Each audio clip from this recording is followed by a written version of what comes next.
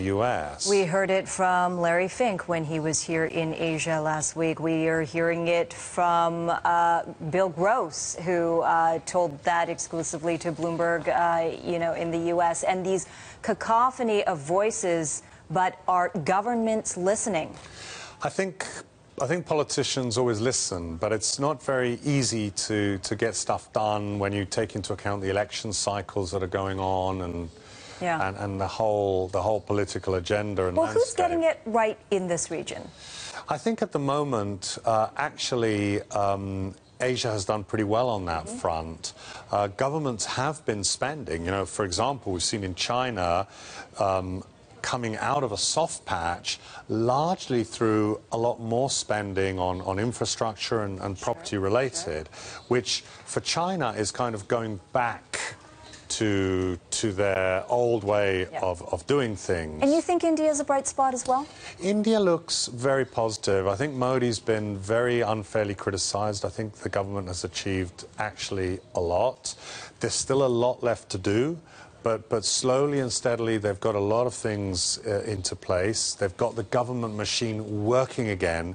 Remember the paralysis they came into, where decisions just weren't being made. There were all these concerns about corruptions in public officials, and they just weren't doing anything. There were no approvals going through, so they've changed a lot. They've still got to do the GST.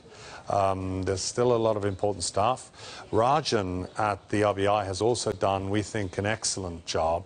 He's really stabilized the currency. He's rebuilt the foreign reserves. There's interesting noise about Rajan, though, whether or not he's going to be reappointed as a central governor. Is that going to freak out global investors? It's certainly a worry for investors, and I think investors would rather he stayed at the helm at the RBI. We don't know what's going to happen. Everybody's hoping he'll stay on for another term.